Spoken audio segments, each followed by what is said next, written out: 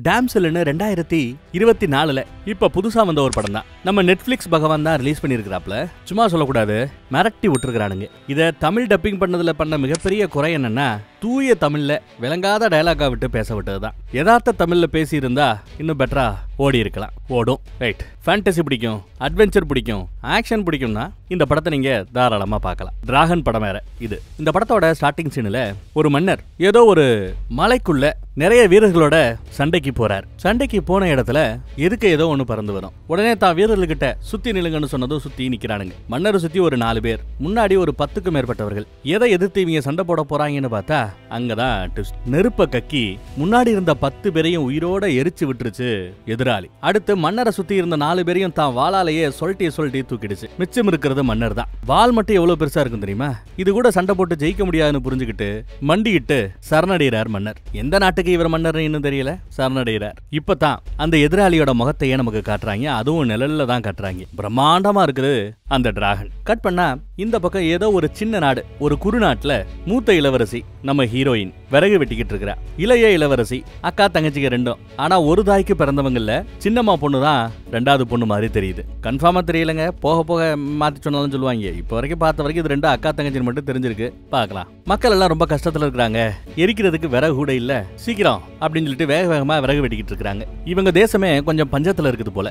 எதுக்க பார்த்தா ஒரு வண்டி இவங்களோட நாட்டுக்குள்ள, இவங்க அரண்மனைக்குள்ளேயே போகுது. என்ன இவ்வளவு தூரம் கடந்து யாரு நம்ம ஏரியா பக்கம் வந்திருப்பா, வா கிளம்பலான்னு வேக வேகமா இவங்க தேசத்துக்குள்ள வராங்க. கோட்டைக்குள்ள வந்தாச்சு, விறக கொடுத்தாச்சு. வந்து வண்டி நிக்குது. யாரு என்னன்னு கேட்டா யாரோ வழிபோக்கன்னு சொல்றாங்க. அப்புறம் அரண்மனைக்குள்ள போய் பார்த்தா மன்னர் கூட யாரோ ஒருத்தி பேசிட்டு இருக்காங்க. முழுக்க சிவப்பு கலர்ல ஒரு ட்ரெஸ் போட்டு வந்திருக்கா. இதுதான் அவங்க மூத்த பொண்ணா?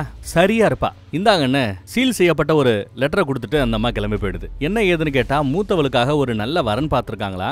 இங்க இருந்து கப்பல்ல பிரயாணப்பட்டு போகணும். ஒரு பெரிய நாட்டுக்கு இளவரசன் ஒருத்தர் இருக்கிறானா. அந்த இளவரசன் தான் வரங்கிட்டு இருக்கிறான். கட்டி வைக்கிறதுக்காக ஒரு நல்ல வரனு, நிறைய பொண்ணு பொருள் எல்லாம் தருவாங்கன்னு சொல்லும் போது அந்த பொண்ணு ஒத்துக்கல. பொண்ணு பொருளுக்காக வாக்கப்பட்டு போக முடியாதுங்கிறா. நிறைய தானியங்களும் தராங்களா.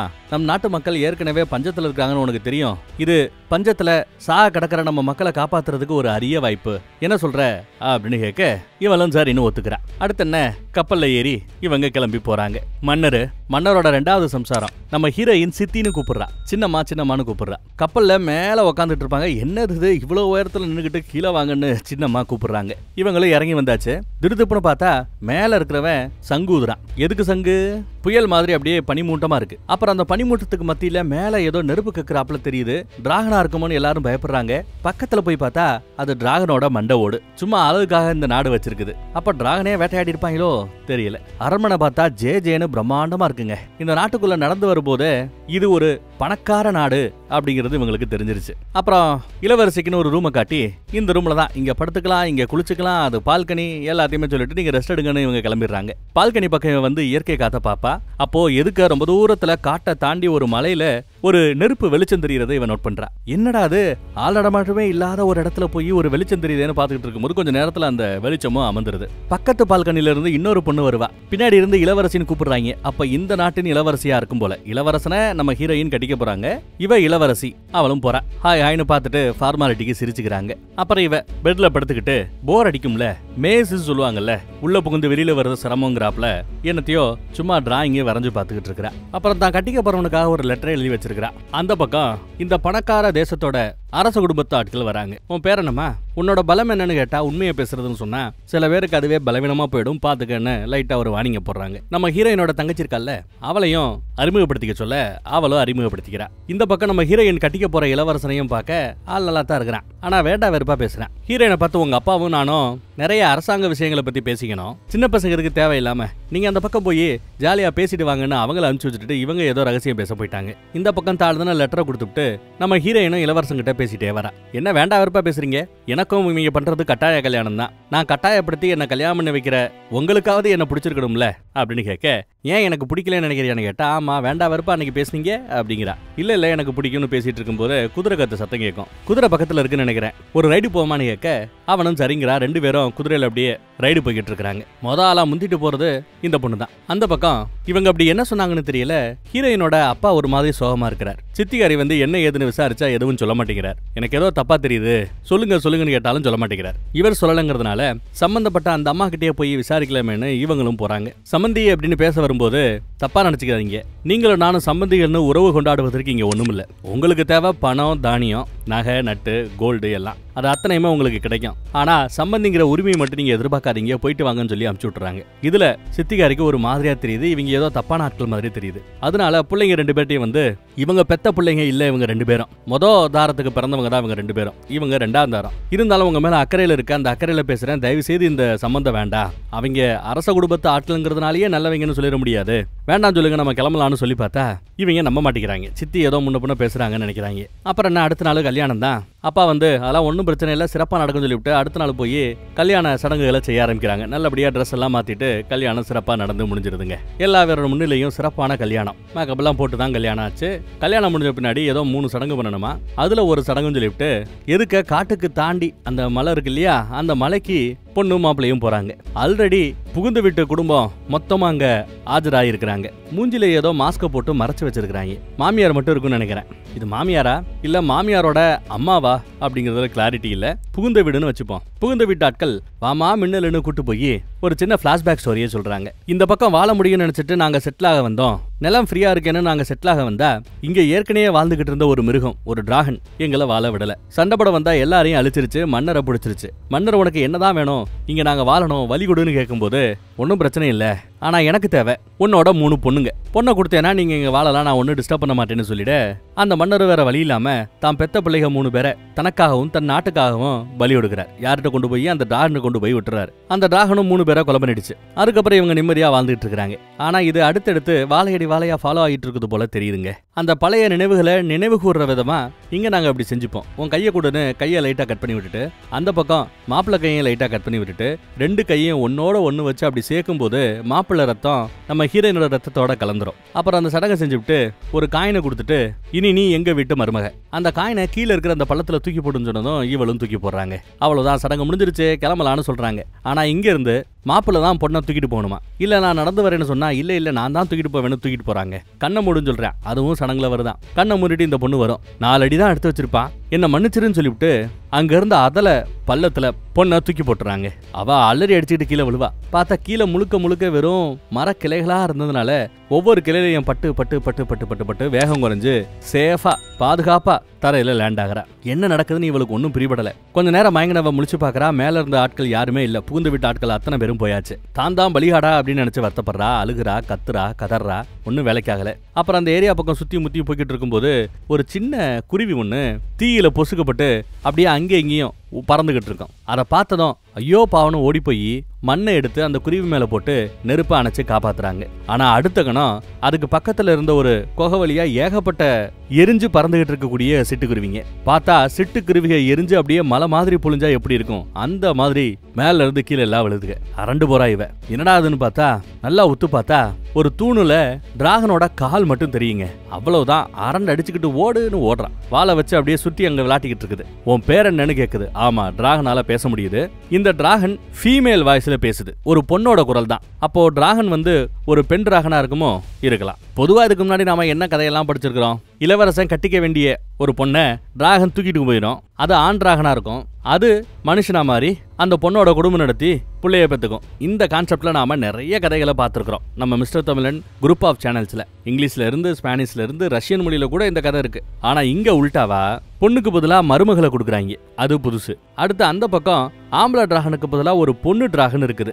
அதுவும் புதுசு. சோ கதையும் இங்க புதுசா இருக்குன்னு நாம நம்பலாம். உன் பேர் என்னன்னு கேக்குது. இந்த பொண்ணு தான் பேரை சொல்றா. சரிட்டு உன்கிட்ட இருந்து அந்த அரச குடும்பத்தோட ரத்த வாடை அடிக்குது. நீ தான் எனக்கான இறையா, வா வா வா அப்படின்னு பேசிட்டு சரி போர் அடிக்குது நீ ஓடுங்குது. எது ஓடவா? இதுதான் என்னோட ஃபேவரட் ஸ்பாட். இந்த பாட்டுக்காக தான் நான் காத்துக்கிட்டு இருக்கேன்னு சொல்லிவிட்டு அப்படியே நெருப்பு வாந்தி எடுக்குங்க. நெருப்பு இவளை விரட்டிக்கிட்டு வரும். இவளும் தெரிச்சு ஓடுவா.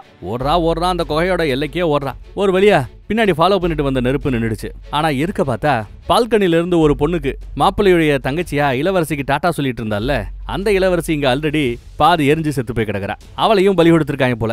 அதுக்கு பக்கத்திலேயே சின்ன இடர் மாதிரி ஒண்ணு இருக்குங்க. அந்த இடருக்குள்ள யாரும் போயிடக்கூடாதுன்னு சொல்லிவிட்டு கம்பியால ஏதோ சுத்தப்பட்டு இருக்குது. அதுக்குள்ள இவ போக முயற்சி பண்றா. மறுபடியும் நெருப்ப கக்குதங்கிட்டு நெருப்பு இவளை நோக்கி வரும். அதுக்குள்ள இந்த கம்பிகள் எல்லாத்தையும் ஒரு வழியா எத்தி தள்ளி இந்த பக்கம் வந்துடுறாங்க. Just miss.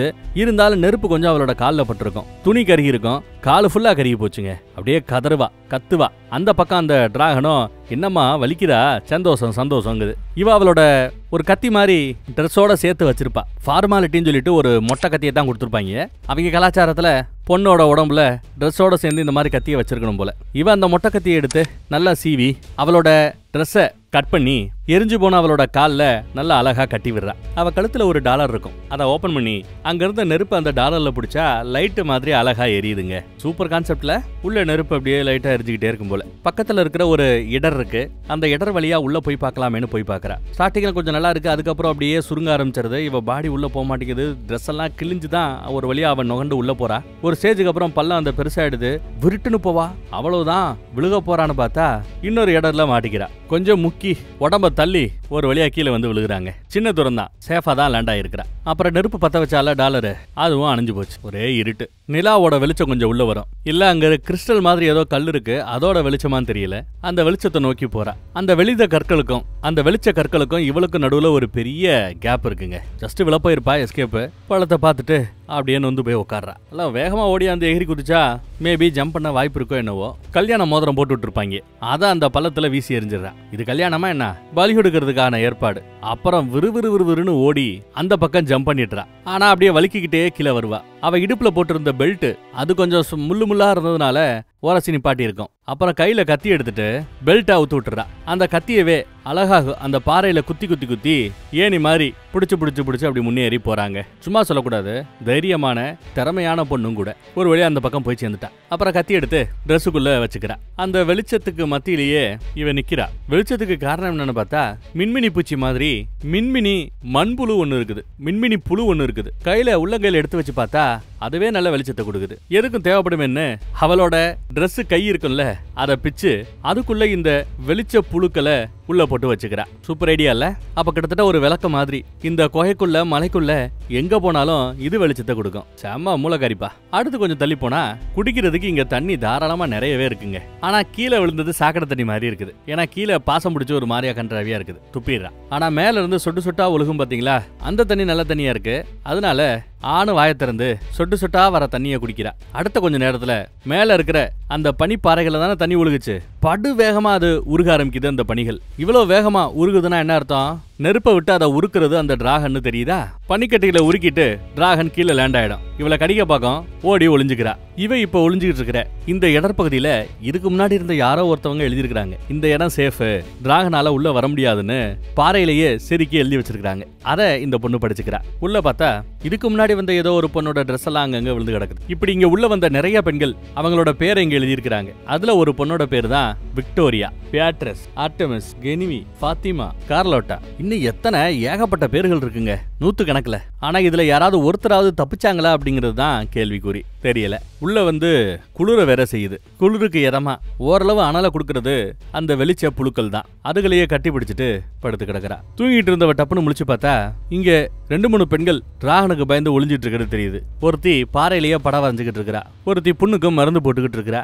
ஒருத்தி பாட்டு பாடிக்கிட்டு இருக்கிறா. ஓ, கல் எடுத்து எழுதிக்கிட்டு இருக்கிறா. விக்டோரியான்னு தான் பேரை. அப்ப இவ தான் விக்டோரியாவா இருக்கணும். இது மாயைன்னு சொல்றா. அடுத்த கணம் பார்த்தா எஸ், எல்லாமே மாயை தான். இவ தூங்கிட்டு கனவு கண்டிருக்கிறா. கால்ல ஏதோ ஒரு பூச்சி ஏறி நிக்குது. என்னன்னா அந்த வெளிச்ச புழுக்கள் தான். இவ கால்ல தீக்காயம் பட்டிருந்தது இல்ல, அந்த தீக்காயத்தின் மேலதான் புழுக்கள் உக்காந்து ஏதோ பண்ணிக்கிட்டு இருக்குதுங்க. ஆனா என்ன ஒரு ஆச்சரியம், இந்த புழுக்களுக்கு புண்ணு திணி.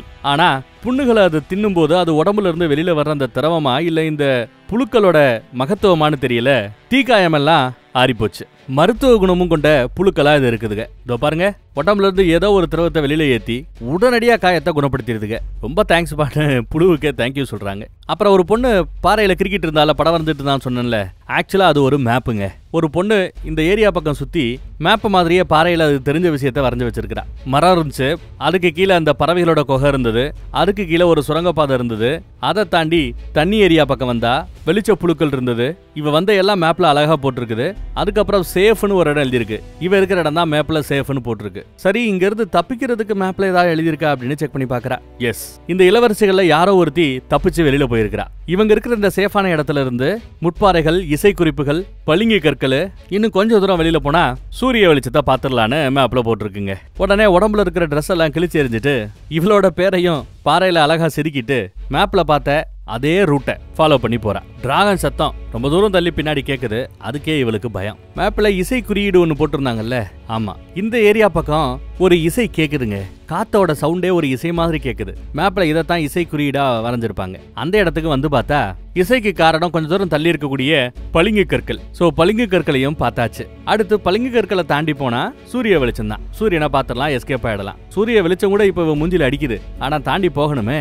ஆனா பளிங்கு கற்கள் எல்லாம் ரொம்ப ஷார்ப்பா இருக்குது. அங்க ஒரு கிரீடம் விழுந்து கிடக்கும். அதுல வீணி எழுதிருக்கு. அப்ப என்ன அர்த்தம்? விக்டோரியாங்கிற அந்த பொண்ணு தான் இது வழியா ஏறி வெளியில தப்பிச்சு போயிருக்கான்னு அர்த்தம் இல்லையா?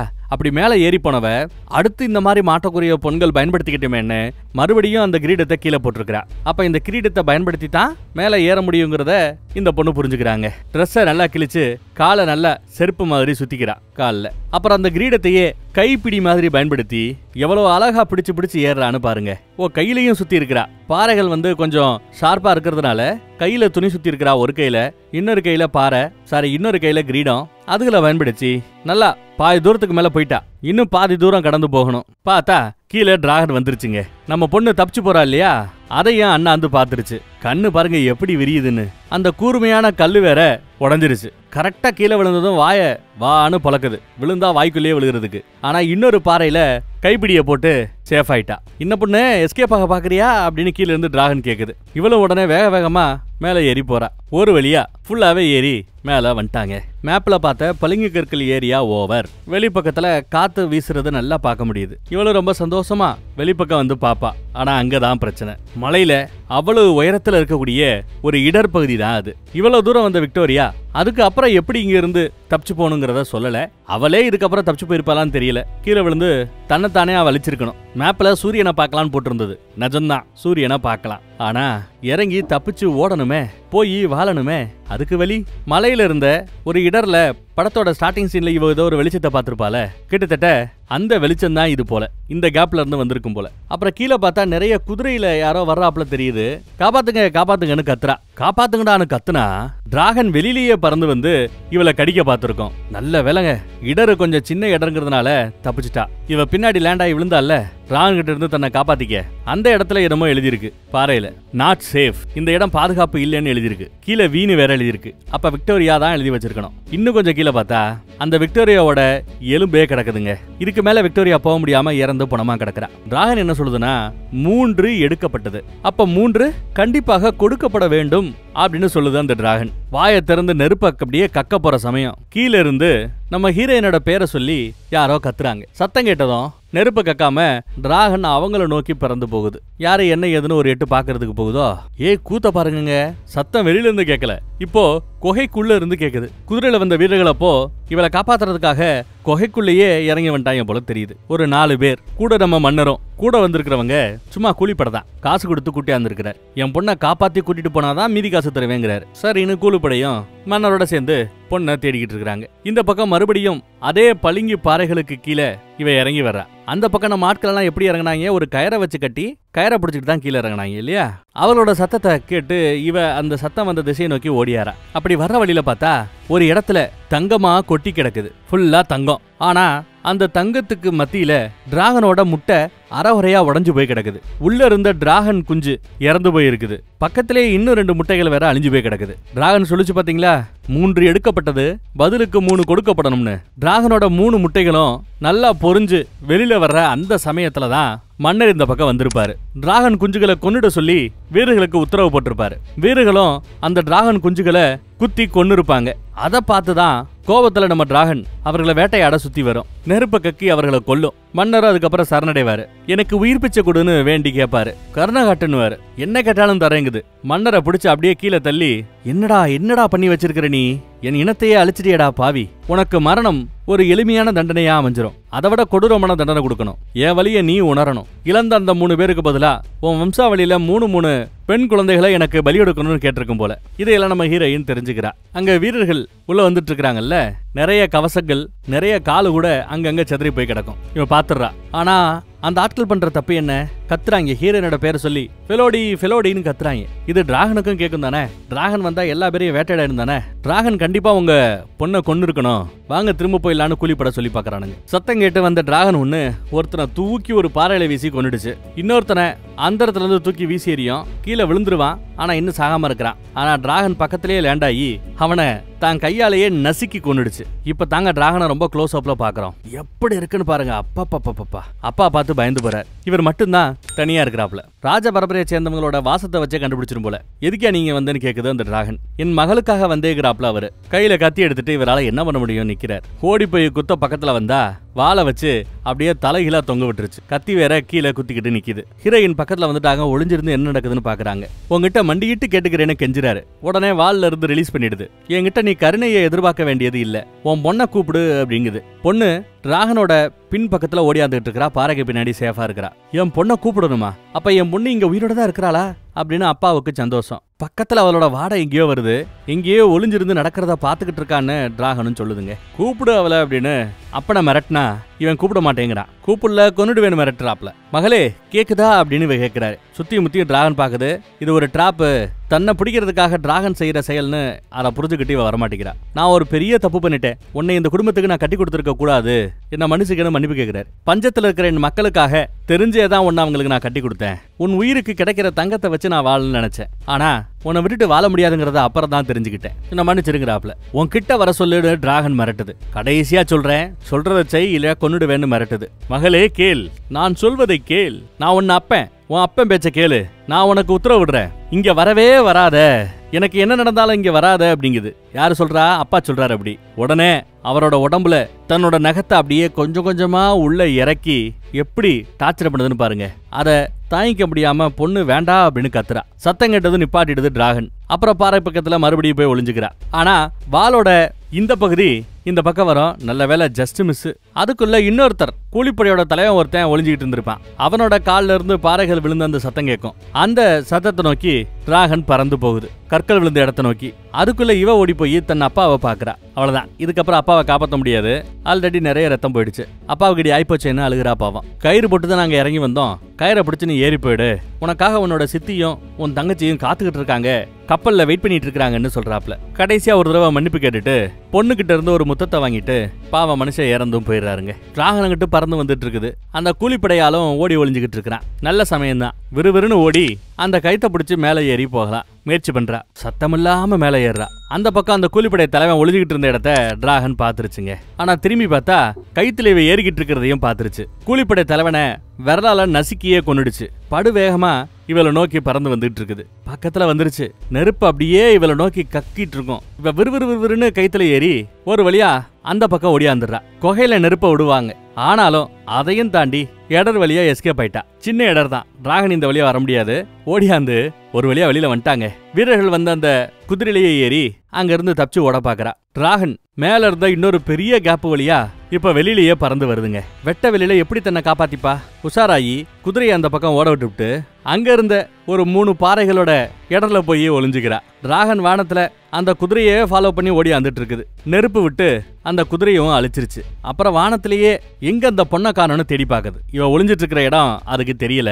அதனால காட்டுத்தனமா கண்ணா பின்னான்னு நெருப்பை விட்டு கக்கிக்கிட்டு இருக்குது. அதை இந்த பக்கம் இந்த புகுந்த வீடு பாத்துக்கிட்டு இருக்கிறது. அந்த பொண்ணு தப்பிச்சிட்டா போல. அதனாலதான் அந்த டிராகன் இப்ப ஏதோ பண்ணிக்கிட்டு இருக்குது. பார்த்தோன்னே நினைச்சேன் அந்த பொண்ணால பிரச்சனை தானு நினைச்சேன்னு இந்த பக்கம் புகுந்த வீட்டு மாமியாரு புலம்பிக்கிட்டு இருக்கிறா. என்ன பண்ண போறேன்னு அவர் கேட்டாருன்னா, மன்னர் கேட்டாருன்னா, நிலைமைய சரி பண்ண போறேன் அப்படின்னு சொல்லிட்டு மாமியார் வேக வேகமா வந்துட்டு இருக்கிறா. கல்யாண மோதிரத்தையே நம்ம ஹீரோயின் தூக்கி எறிஞ்சிட்டா. என்ன மாமியாரு இருந்தாலும் அண்டர்ஸ்டாண்ட் பண்றதுக்கு வசதியா இருக்குல்ல. இனி டிராகனும் ஒரு பொண்ணு, அதை வச்சு ஒரு மேட்ரு ஓட போகுது. இந்த பக்கம் மாமியாரும் மருமக இவங்களும் பொண்ணுங்க தான். இவங்களோட சண்டையும் நாம பார்க்க போறோம். அந்த பக்கம் கப்பல்ல தங்கச்சியும் சித்தியும் யாராவது வருவாங்க, தங்கச்சி அக்கா வருவா அப்படின்னு காத்துட்டு இருக்கிறா. ஆனா உடச்சுக்கிட்டு புகுந்த வீட்டு ஆட்கள் தான் வராங்க. மாமியார் தான் வரா. புடிங்கியவல அப்படின்னு பிடிக்கிறாங்க. உன் புருஷன் ஒரு பொண்ணை டிராகனுக்கு தரதா வாக்கு கொடுத்தார். அவ போயிட்டா என்ன, இவ இருக்காளன்னு சொல்லிவிட்டு தங்கச்சி இழுத்துட்டு போறாங்க. சித்திய வயித்துல கத்தியால குத்திடுறாங்க. வழக்கமா எல்லா இடத்துலயும் சித்தி கொடுமைன்னு ஒண்ணு பார்த்திருப்போம். ஆனா இங்க சித்தி நல்லவளா இருக்கிறா. வழக்கத்துக்கு மாறா நிறைய விஷயங்களை இந்த படத்துல அவங்க வச்சிருக்கிறது சிறப்பான விஷயம் தான். அதனாலதான் கதை எப்படி போகுதுங்கிறத நம்மளால கணிக்கவே முடியல. அடுத்து பார்த்தா முடிஞ்ச வர நெருப்ப கக்கிட்டு டிராகன் போயிடுச்சு. இவ விறுவிறுன்னு இறங்கி கிளம்பி வரா. தப்பிச்சு ஓடியாரா. கத்தி குத்து வாங்கின சித்தியோ குதிரையில ஏறி இந்த குகையை நோக்கி தான் வந்துட்டு இருக்காங்க. சித்திய பார்த்ததும் ஓடியாந்து சித்தியே கட்டி பிடிச்சுக்கிறா. என்னாச்சு உங்களுக்குன்னு பார்த்தா வயித்துல கத்தி குத்து சின்னதாதான் விழுந்திருக்கு, பிரச்சனை இல்லைங்கிறாங்க சித்தி. உனக்கு பதிலா உன் தங்கச்சிய குகைக்கு இழுத்துட்டு போயிருக்காங்க.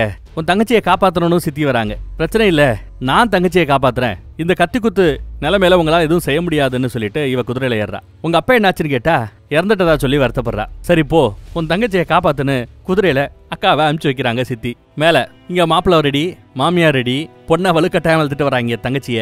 2 பேருக்கும் கட்டி வச்சு இவனை மாப்பிள்ளையோட ரத்தத்தை பொண்ணோட ரத்தத்தோட சேர்ந்தாப்புல அப்படி உரசி சடங்கு செஞ்சுட்டு அதுக்கப்புறம் அவளை உள்ள தூக்கி போட்டுறணும். டிராகன் இவளை ஏதாவது பண்ணிட்டு அதுக்கு இது சரியா போச்சுன்னு சும்மா இருக்குமா, இல்லைன்னா நாட்டை அழிச்சிடும்னு மாமியாரு பயப்படுறாரு. ஆனா மாப்பிள்ளையே இவ சின்ன குழந்தைய எப்படி என்ன கல்யாணம் பண்ண சொல்றீங்க, குழந்தைய எப்படி பலிவிடுக்க சொல்றீங்க, என்னால முடியாதுன்னு மாப்பிள்ளை சொல்றான். அப்ப நல்லவன் தானே. ஆனா மாமியார் கேட்கறதுக்கு தயாரா இல்ல. எனக்கு கோலையா ஒரு புள்ள பிறந்திருக்கான்னு சொல்லிவிட்டு மாமியாரு தங்கச்சியுடைய உள்ளங்கைய கட் பண்ணிட்டு இவளோட உள்ளங்கைய அறுத்து விட்டு இவளோட ரத்தத்தை தங்கச்சியோட ரத்தத்தோட கலந்து விட்டுறா. இப்ப ரத்த வாடை தங்கச்சி மேல அடிக்கும் இல்லையா, இவங்க அரச குடும்பத்து அந்த ரத்த வாடை இனி தங்கச்சி மேலேயே அடிக்கும். இப்ப உள்ள தூக்கி வீசுங்கன்றாங்க. தங்கச்சியை உள்ள தூக்கி வீசிட்டானுங்க. அங்கதான் ஏகப்பட்ட மரங்கள் இருக்குதே, எல்லாத்துலயும் பட்டு சேஃபா தான் தங்கச்சி போய் லேண்ட் ஆவா. ஆனா டிராகன் கிட்ட இருந்து இனி அந்த தங்கச்சியை யாரு காப்பாத்துறது? இவ்வளவு தூரம் கஷ்டப்பட்டு தப்பிச்சு வந்த இவ மறுபடியும் அந்த இடத்துக்கு ஓடியாரா. தங்கச்சின்னு கத்துறா. கீழே தங்கச்சியோட அலறல் சத்தம் கேக்குது. அங்க பாலத்துக்கு ஒரு கயிறை கட்டி இருப்பாங்க, 3 கயிறு. அதுல ஒரு கயிறை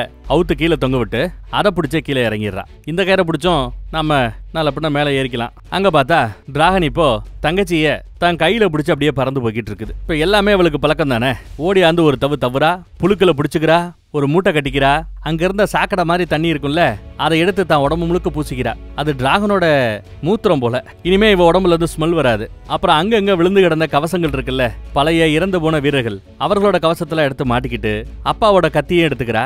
தான் முடிய கட் பண்ணி கவசம் எடுத்தா இல்லையா, அந்த கவசத்தெல்லாம் வச்சு ஒரு பொண்ணு மாதிரி ஒரு ஆள் மாதிரி ரெடி பண்ணி கத்தி அங்கதான் வச்சிருக்கிறா. கத்தியோட இந்த பக்கத்துல ஒரு வெயிட், அந்த பக்கத்துல ஒரு வெயிட், கவசத்தை தான் கட்டி அதுக்குள்ள மண்ணை போட்டு நிரப்பி வச்சிருக்கா. கீழ்ப்பகுதியில ஓட்டப்பட்டு வச்சிருக்கா. அப்படியே மண்ணு கீழே விழுந்துகிட்டே இருக்குது. நெருப்பு வேற பக்கம் வச்சதோ புகை மாதிரி வேற சைட்ல விட்டு வச்சிருக்கா. கொஞ்ச நேரத்துக்கு பிறகு வெயிட் தலாம அங்க ஏதோ ஒரு மேட்டர் நடக்க போகுது. ஏன் இந்த செட்டப்னு நமக்கு பிடிபடல. தன் அப்பாவோட பாடி கிடக்குதுல, அங்க வந்து வெயிட் பண்ணிட்டு இருக்கா. இங்கதான் அப்பாவோட கத்தி எடுத்துக்கிறாங்க. இதுக்கு முன்னாடி நாம பார்த்தது வேற யாரோட கத்தி. அப்பா கத்தி எடுத்து முதுகுல உரையில சொருகி வச்சுக்கிறா. தன்னோட 3 இறந்து போன டிராகன் குஞ்சுகளை பார்த்து அவங்க சின்ன பிஞ்சுகன்னு உங்களை கருணகாட்டல வாழ விடல, நானும் இந்த பொண்ணுக்கு கருணகாட்ட போறது இல்ல அப்படின்னு சொல்றாங்க அந்த டிராகன். தான் வாழலையே சுருட்டி வாங்கி கிடக்கிற தங்கச்சியை புடிச்சு வச்சிருக்குது டிராகன். எப்படி உங்க அக்கா உனக்காக வருவா, அப்ப இருக்கு அவளுக்குன்னு காத்துக்கிட்டு இருக்கிறது டிராகன். அங்க மண்ணு ஃபுல்லா இறங்குனதும் வெயிட் ஒரு பக்கம் பேலன்ஸ் இல்லாம போயிட மொத்தமா விழுந்துருச்சு. அப்ப உங்க அக்கா வந்துட்டாளா அப்படின்னு அந்த சத்தத்தை கேட்டுட்டு அந்த டைவர்சனை நோக்கி டிராகன் போகுதுங்க. டிராகன் இப்படி அந்த பக்கம் போன பிறகு இங்க ஆல்ரெடி ஒளிஞ்சிருந்த நம்ம ஹீரோயினும் தங்கச்சியை உசுப்பி அவளை காப்பாத்தி கூட்டிட்டு போய்கிட்டு இருக்கிறா. இது டைவர்சன் தெரிஞ்சதும் டிராகனுக்கு பயங்கர கோவம் வருமா இல்லையா?